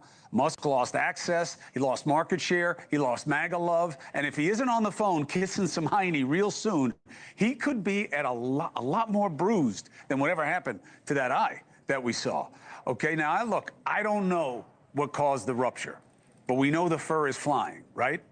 And so much for the idea, this lefty trope that Musk was running the White House, because he's clearly butthurt about being on the outside. Now, first, this was just a policy fight about spending in the budget bill. And I said right here on the show, Musk was right about that, the lack of cuts in that bill. But then we learned that Trump nixed Musk's buddy from running NASA. Next thing we know, Musk is appearing to back Trump's impeachment. Then Trump says Musk has TDS, Trump derangement syndrome, and has gone crazy. Now, I agree about that. Why? Because Musk clearly decided to ignore, to the point of delusion, okay, a lot about the president to get power and access with Doge and Palantir and his cushy contracts with Tesla, SpaceX, and Starlink. And the president clearly agrees with me, because the next thing he did was dangle pulling Musk's government money, threatening to cancel his government contracts. A president probably has that power, but I don't think it's a good look. But it is a line Trump has crossed many times over already. Regardless, Trump is threatening nothing compared to what Elon Musk did next. Elon Musk accused the president of the United States of hiding the Epstein files because he is in them. It wasn't a question, it was an accusation. And it implies Trump is a pedophile to my ears. Now, Trump hasn't responded. Some are taking this as an admission, not me. Kissing on the quick. Trump is going to sue him for defamation. And if Trump sues, I think he wins. Now, I don't often like Trump's use of litigation. I didn't like it when he threatened to sue my parents for giving birth to me, true story, and I don't like him suing 60 Minutes. No way they lose that lawsuit for editing. They always edit. Most interviews are edited. CBS is just over a barrel because allegedly their merger won't be approved until the suit is settled. That's dirty pool. This is different. The reason a public figure is easy to insult is because there's a very high legal bar to prove damage. You have to show that the person who said it showed actual malice, what they call reckless disregard of truth. What does that mean? That means that you knew or had reason to know that what you put out was wrong and you did it anyway. This is not just Musk, the mogul. This is coming from Musk, who was so close to the White House that he had all kinds of clearances and access with his Doge guys digging through everything. Trump could argue, not only is the allegation false, but that Musk knows it's false. He knows what he said is BS. And then he could force a huge settlement or a humongous award. Now, what's the counter? Truth is a complete defense, which means what?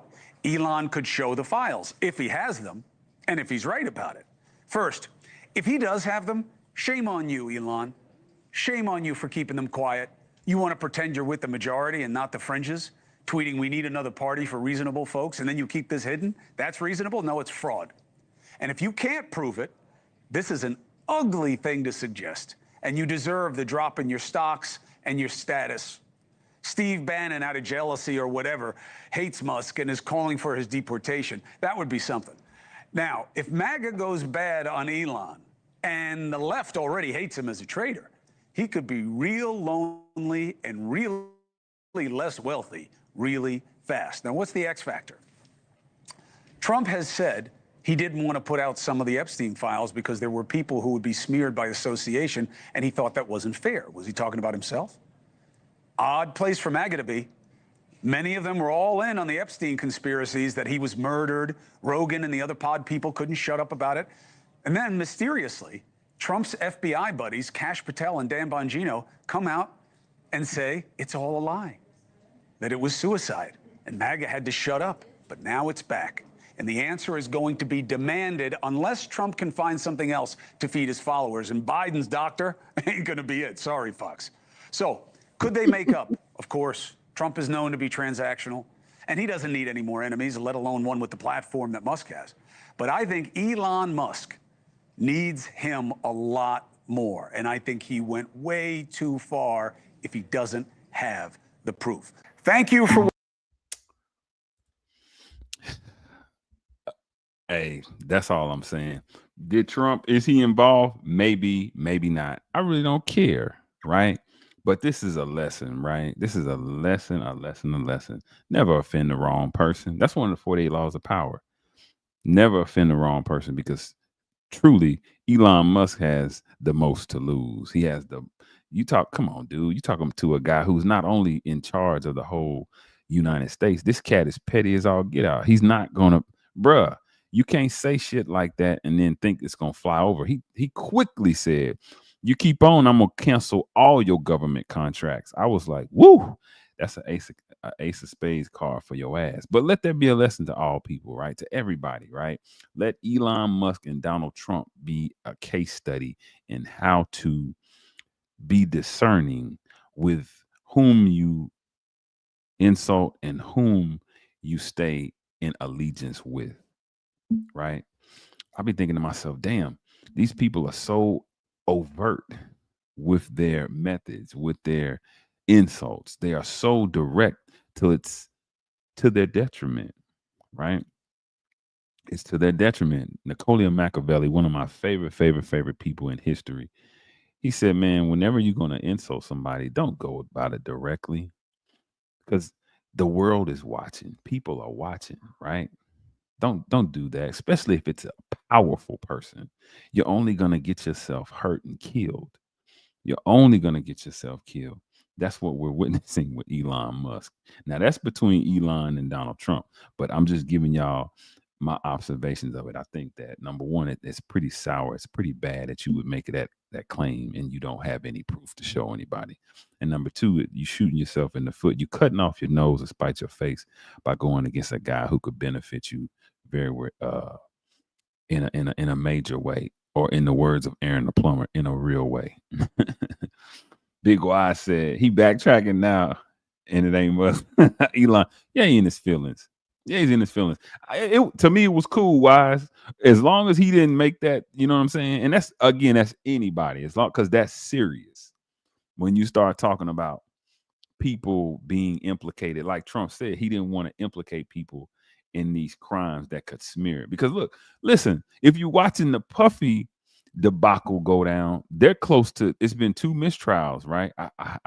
This is so prominent, right? This is such a prominent story. The Puffy debacle, the saga continues. I was listening to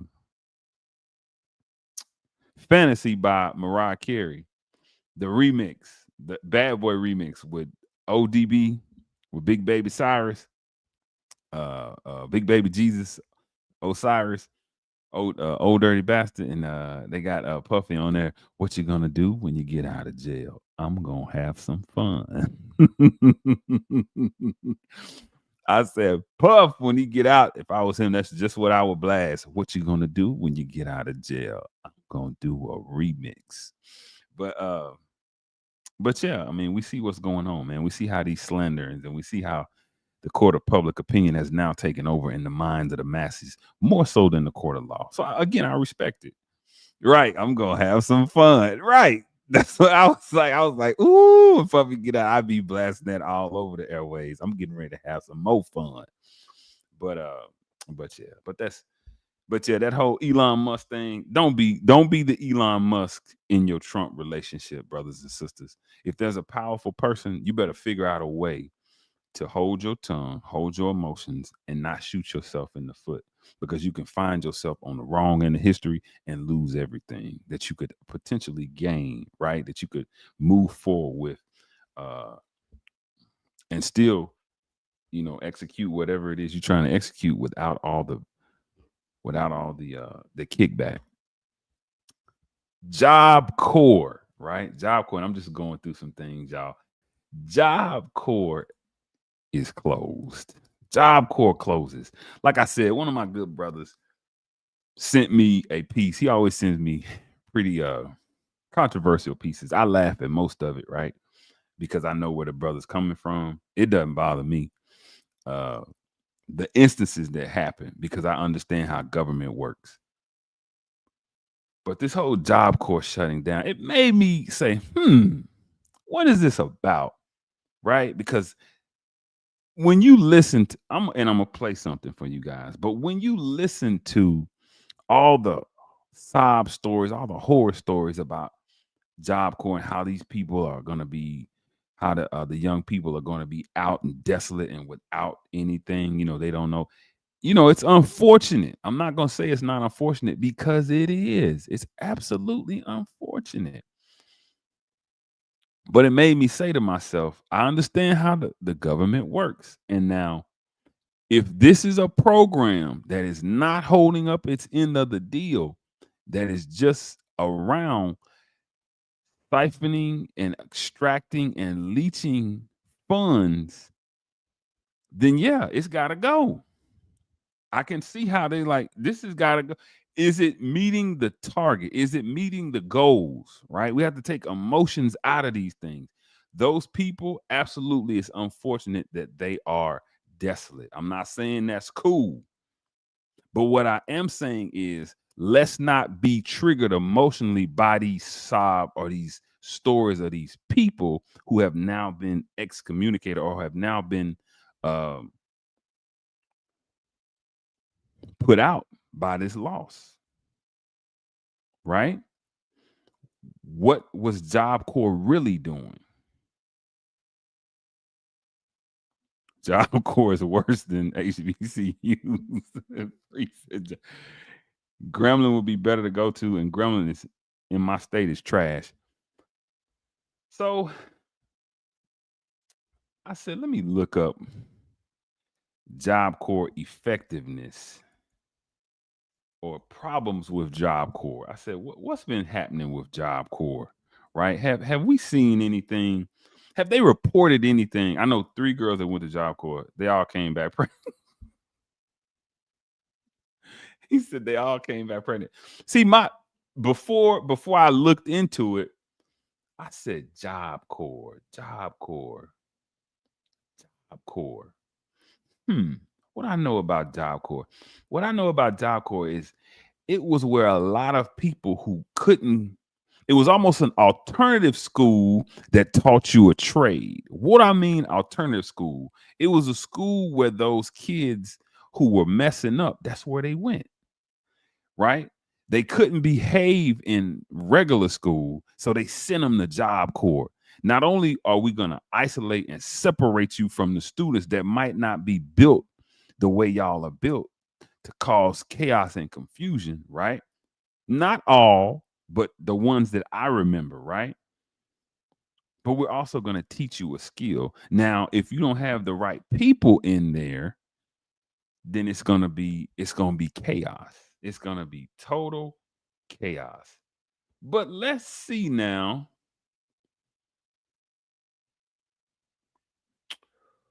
Let's see what the people had to say about Job.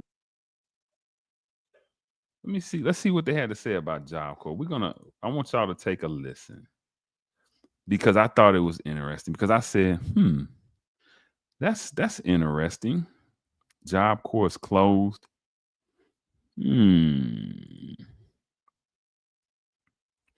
Let's find out what's really going on with Job Corps. Because I don't know. But this is what I found, good people.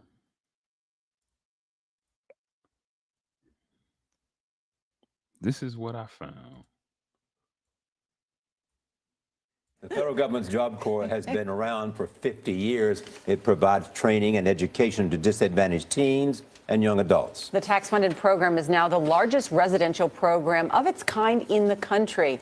But a CBS News investigation raises serious questions over how well some Job Corps centers are doing. Anna Warner has been looking into this. Anna, good morning. Good morning. Job Corps centers say they turn out graduates with bright futures. But our look at a center in Texas raises questions as to whether some centers are really accomplishing their core mission, preparing these young people for jobs.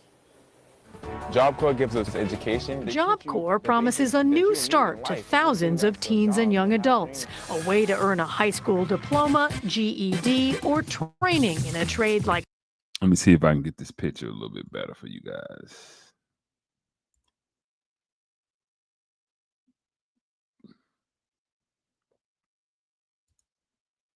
High school diploma, GED, or training in a trade like auto mechanics, welding, or nursing.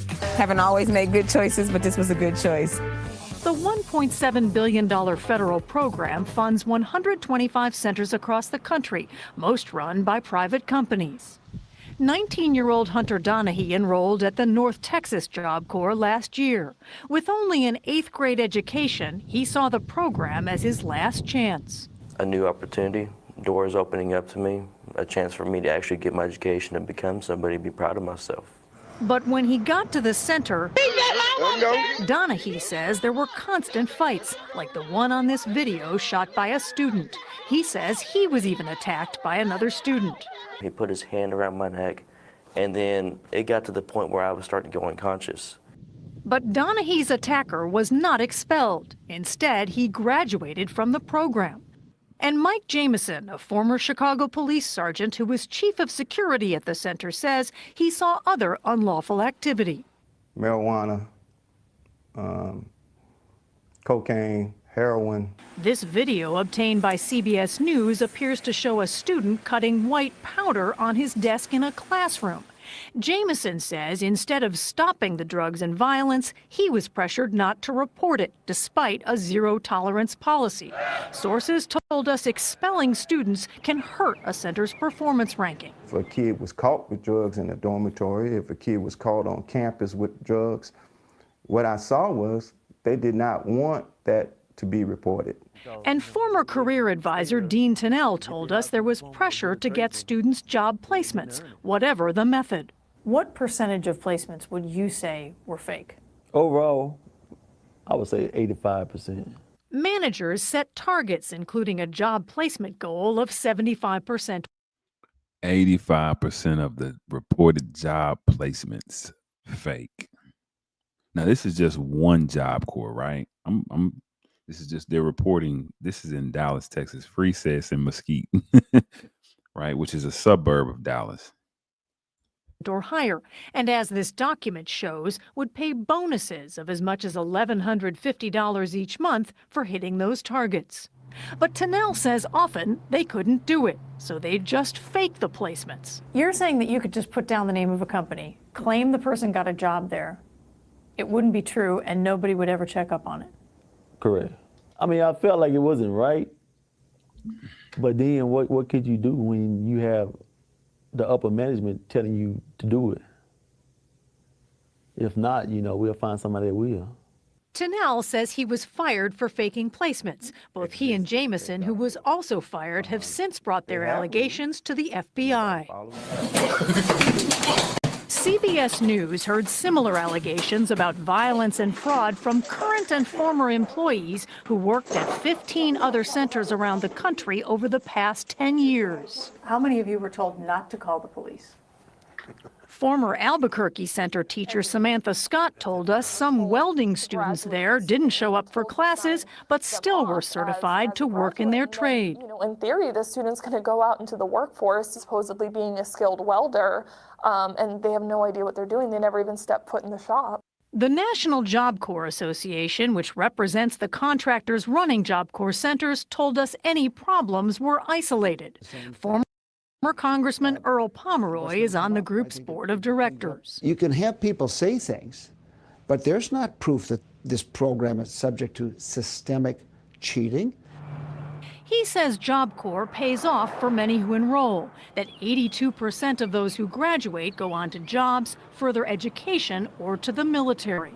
The whole purpose of Job Corps is to take the young men and women coming in and give them the kind of skills training and support so they can get related employment, good jobs, hopeful futures coming out the other end. We think these placement rates show that we're achieving that.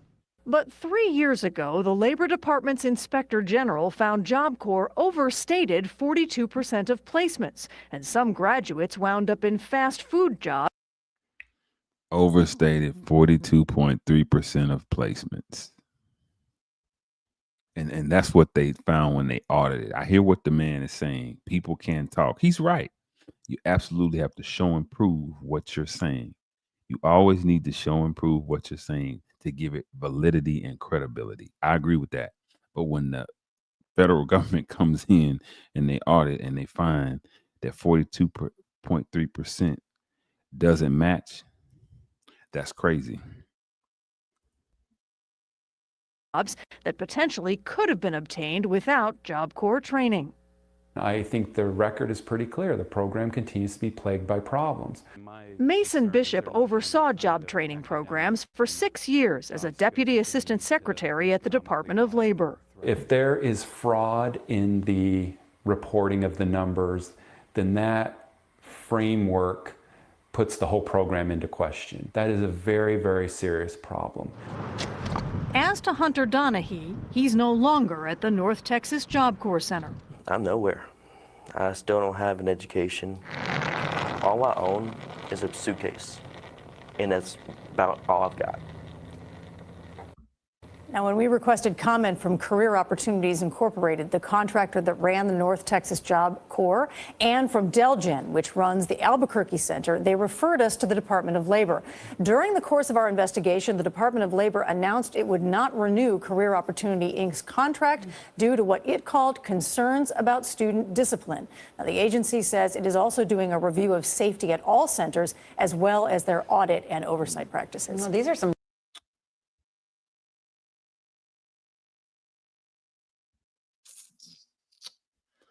Yeah.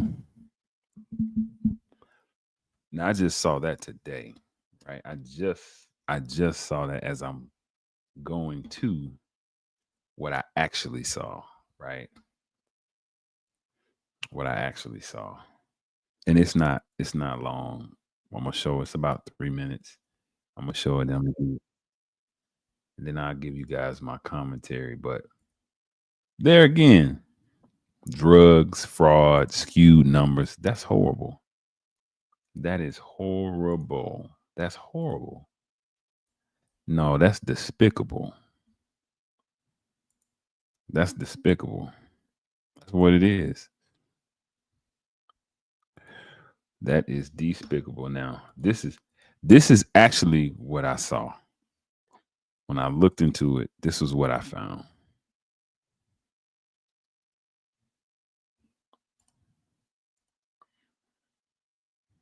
And I thought to myself, wow, okay. I said, all right. Now, this is Fox Business Network, right? U.S. Labor Department Inspector General reveals failing Job Corps program. Now, this is from how many years ago? I want to say this is 7 years ago. This was 7 years ago. Now, to a new report from the Labor Department's Inspector General revealing that the Federal Jobs Corps program, the training program we always think about and talk about, is failing miserably, leaving the U.S. economy desperately short of skilled workers. It's one of the subjects in the Wall Street Journal's editorial board's latest piece detailing how the training program just hasn't delivered. The U.S. economy, of course, in desperate need of skilled workers. The federal government claims it wants to help. Alas, a new report from the Labor Department's Inspector General shows that almost $2 billion in federal funding has been an absolute flop. Joining me now to discuss, Kelly Jane Torrance, Weekly Standard Deputy Managing Editor, and back with us is Jillian Melcher. Jillian, I'm going to start with you since the Wall Street Journal's editorial board took this on. Another expensive flop. And of course, some would argue we've spent trillions on things like this since the idea of the Great Society, that we were going to go and fight poverty and pour trillions of dollars into it, and nothing works. Is it because the government is involved in this? Somehow you couldn't waste that kind of money. Well, it turns out you can, unfortunately. And I think this is a really good example of how once it becomes a part of the federal government, bad programs never die. This is not a new issue. I mean, there have been several Inspector General reports over the years pointing out that we're investing, it's more than $33,000 per participant in training, and that they're coming out, and in many cases, they're ending up in the same job that they were in before. Or they're ending up doing something that's totally unrelated to their training. And I think one of the more disturbing parts of what the Inspector General has found is that they're not even being kept safe. Many of these training programs have had really horrific incidents, right. And Jobs Corps just hasn't done much about it. Kelly Jane, and it's at the same token, we talk often in this country about this tremendous skills gap. Every industry, every organization, from small businesses to large businesses, everyone needs everything from welders to wildcatters to carpenters. We have a housing shortage. I mean, across the board, we don't have skilled workers. I mean, who steps up and fills that void? Yeah, it's a great question, Charles. And studies have shown that actually local, state, and especially local programs do a much better job of training people and getting them into employment and into better employment than the federal government. And of course, when you have a national program, the federal government doesn't know what is going on and what's needed in every locality. They often will tell people that they need to move to find work, which maybe they do, but maybe they don't. The federal government really doesn't know what's happening on the ground, and that's why these federal programs tend to fail. And if you look, the studies show that more local jobs training programs tend to have much better results. They know in those areas what kind of people are needed and what kind of training they need. Well, I tell you what, we've got to stop wasting this money. And not just wasting the money, but wasting the opportunities. I think they're all a farce, though. Motley is who I call if anything ever happens.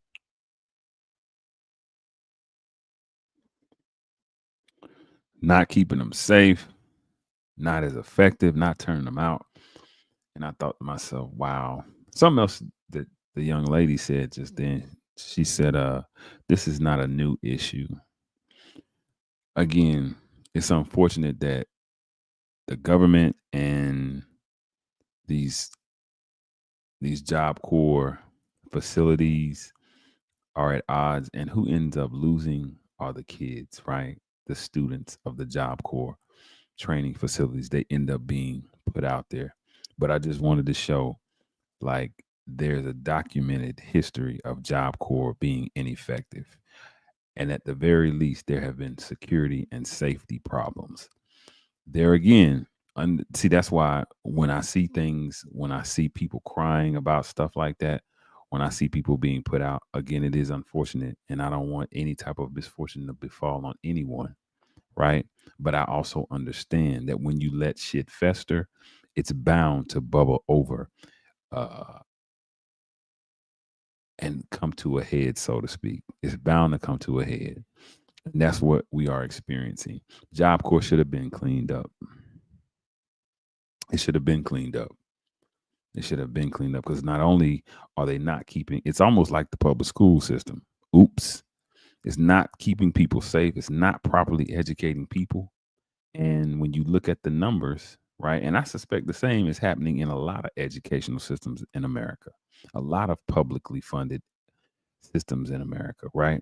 They're skewing the numbers. The students aren't learning what they need to be learning, right? They're not at grade level. They're not comprehending, and they're just passing them on. Job Corps is no different. But see, public people's heartstrings get pulled because when they show these stories, right? When they show people saying how they're going to be without and they have nothing, like my man said, I don't have nothing but a suitcase, right? Well, it's a lot of free education out here, brothers and sisters. It's a Udemy Academy, it's Code Academy, it's so many places, it's so many things that young people can do, even if they're in school. Don't you know that you can get a certificate from Microsoft, from Google? It's opportunities out there.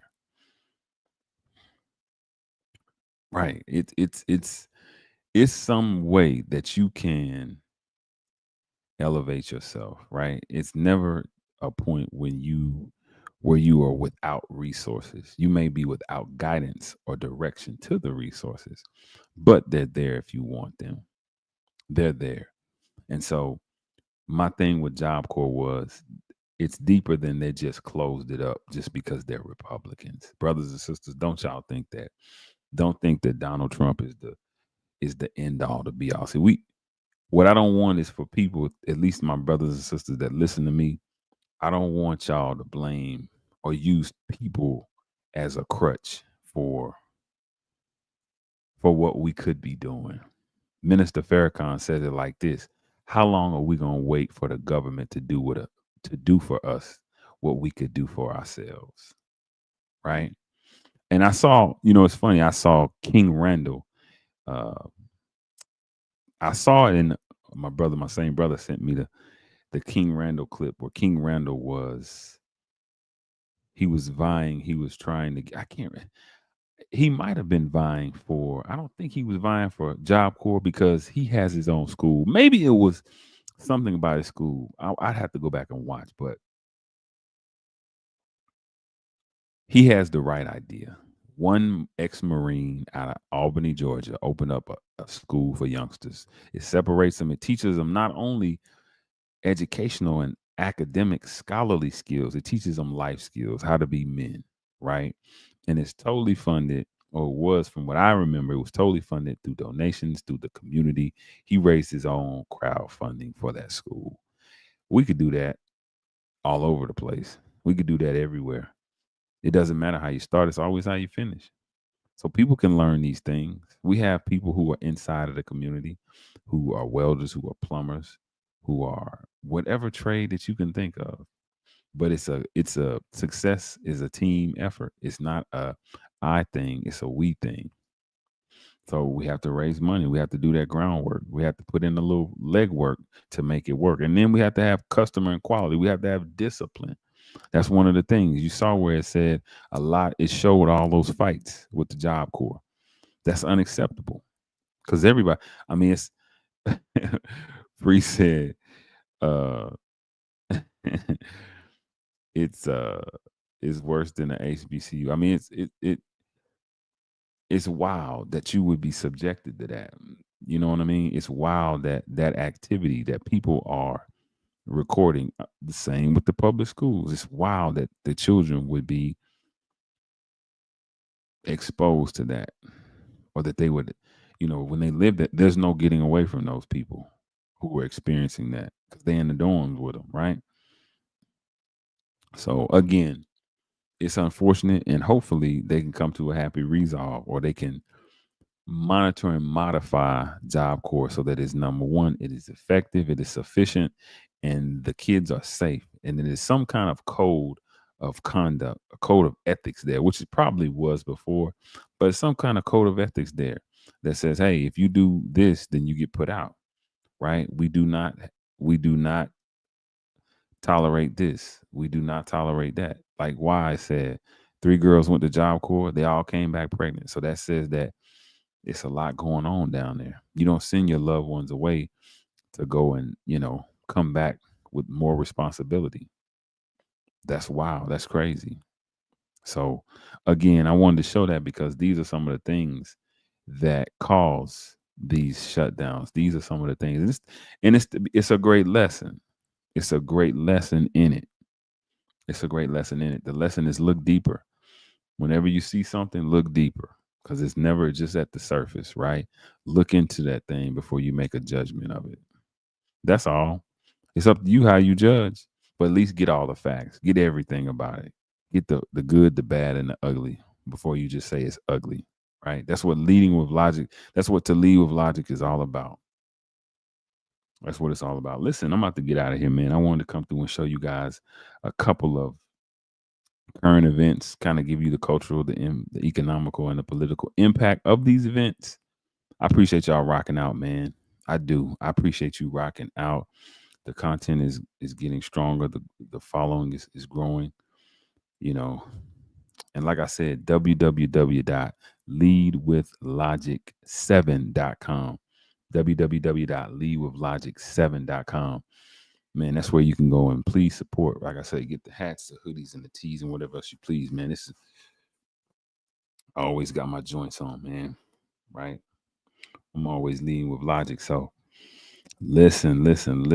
May we all meet again in the light of understanding. Right back here next week at 8.